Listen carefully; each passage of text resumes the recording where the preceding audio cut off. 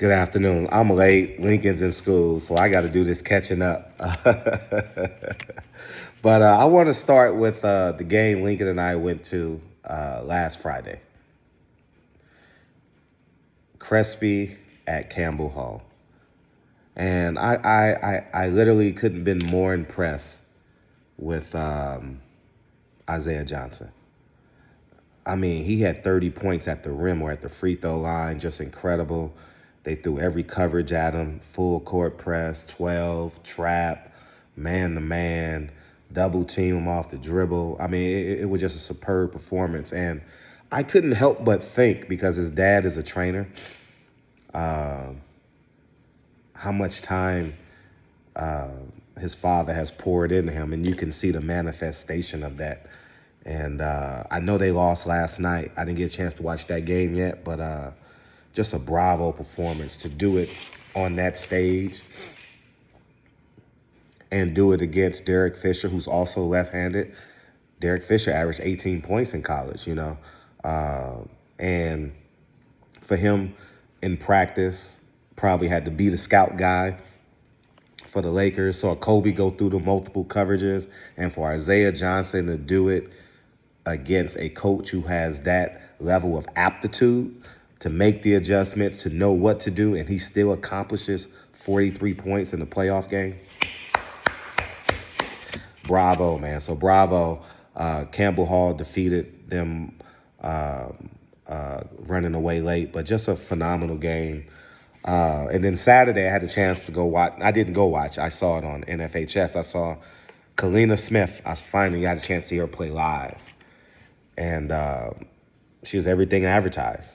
Change of pace, can shoot the ball, tempo, IQ, got a flair for the game, got that Zene Sequoia. I wanted to go to the game. It's just too far, and I was watching the crowd, and it was beautiful to see that the crowd comes out for her on a Saturday night and the rest of the team. The one thing that I would like for her to improve on is the Villanova jump stop. Playing on 2 feet in the paint. She falls a lot. She was slightly hurt. Wasn't injured, but she got hurt. She fell one time in the second half and got hurt. Came out the game for a couple minutes, then got back in.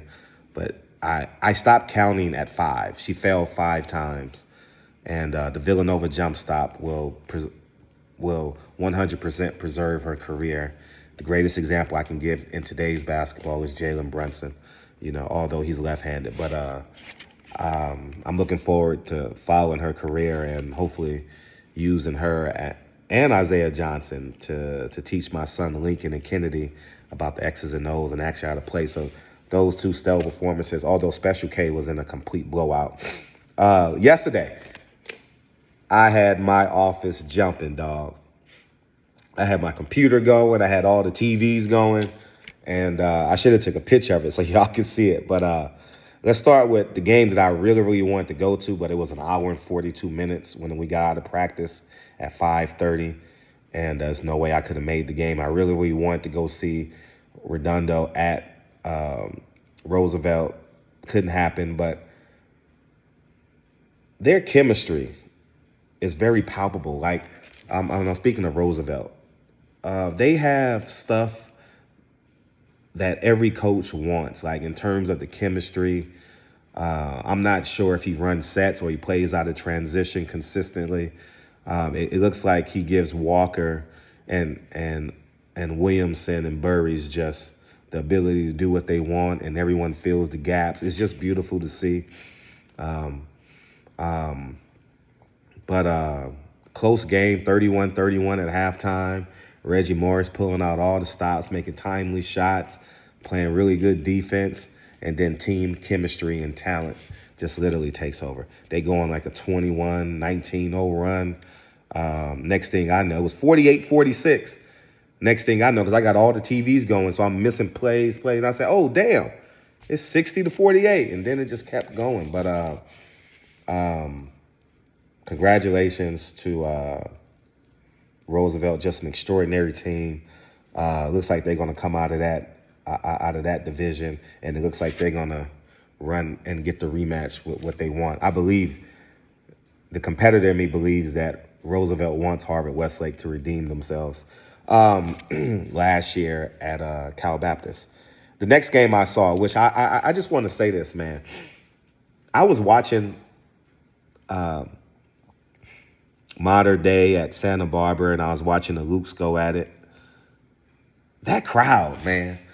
That crowd that they had at Santa Barbara was just amazing. I know they have a Christmas tournament out there, and we were scheduled to coach Burroughs in that tournament last year. But man, they show up and show out. I was thinking to myself, I was like, man, I would love for Lincoln to play at Santa Barbara at some point. You know what I mean? Just a phenomenal environment. Really good game with the overtime. Luke from Santa Barbara made some big shots. Luke Barnett played extraordinary well. You know, he's one of my favorite players. But just an extraordinary game. Santa Barbara outwilled them, outdisciplined them in the end.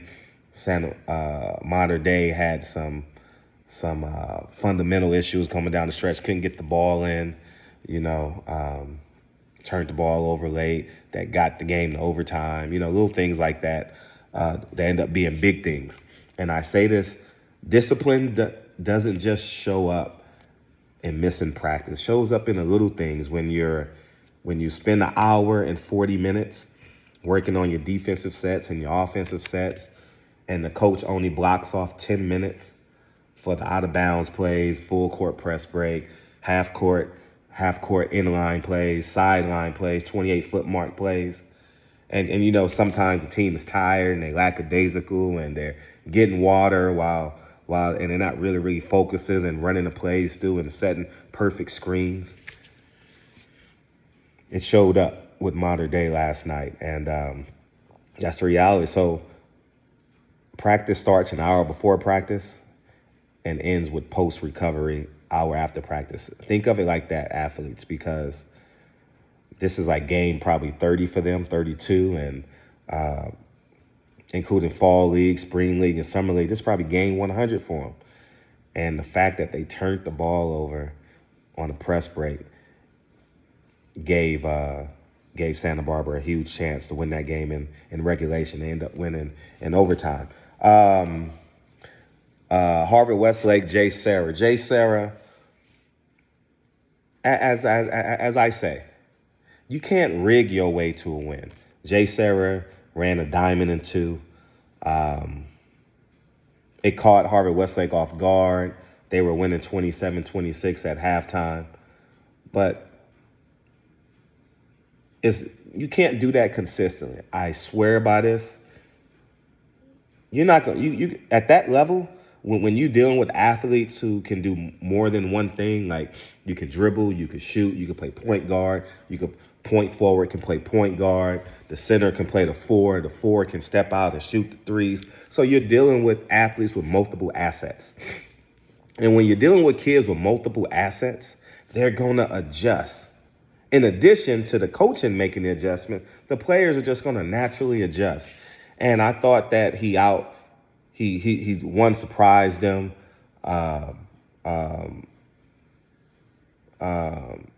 Harvard Westlake. He may have outcoached them in the first half, but it's a 4-quarter game, you know, and they made the adjustments. You're going to have a weakness in the diamond and two, offensive rebounding. You have to give up the weak side three, and Amir was clutch and made some weak side threes. And I thought Jay Serra had a chance, but they should have got back to man. They lost by, I think they lost by double digits. So they put in a jig defense and lost by double figures. You can run zone out of man. You gotta have creative coverages. And I stand on this. If you want to win, if you want to be a great college player,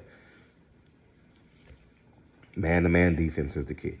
You know what I mean? But they figured them out, and they made timely shots. Shout out to Isaiah Carroll, played really well.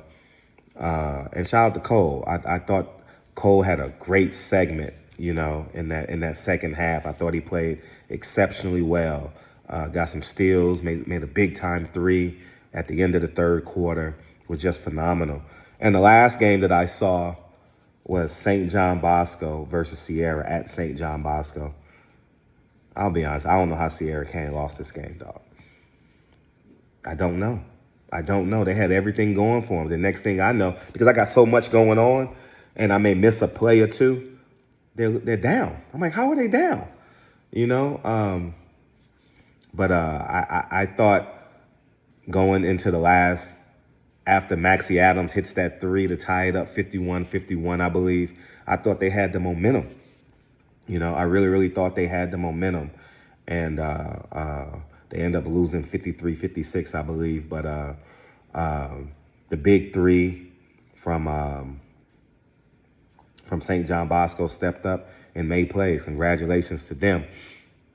I do want to see Roosevelt. St. John Bosco has to go to Roosevelt. I want to see that rematch, Damien Classic Championship. And this Friday, Notre Dame plays at Harvard Westlake. I definitely want to see that game. Those are the two big games I really, really want to see. And I'm interested in Santa Margarita at Harvard Westlake. So we'll see how that plays out. But that's it. That's my summary. We had a hell of a busy weekend with family and basketball, so Lincoln and I didn't get a chance to do it together. But we'll be back at it this Friday. So appreciate you. We may go to Chatsworth. Chatsworth is at home tonight in a playoff game. I forgot who they're playing, but we may go to that game tonight at 7 o'clock. But outside of that, we will be at, I got my tickets just about an hour ago of Notre Dame at Harvard Westlake. So we'll be there this Friday. So, but I appreciate you guys. And again, I'm just going to reiterate, Isaiah Johnson, man, it's been a pleasure watching you go from Section 7 dominant, Cali Live dominant, get to the season 30, 35, 40, 45, 43 in the playoff game. It's just been beautiful to watch you grow. I saw you practice a lot. I'm not sure if you finished the summer with BTI, but I saw you in the BTI when I would go hang out with Coach Pope. And I tip my cap to you, man, and I wish you well at Colorado. So anyways, man, good luck. I see you guys Friday night, and Lincoln will be back, and I see you guys at the next game. Peace, guys.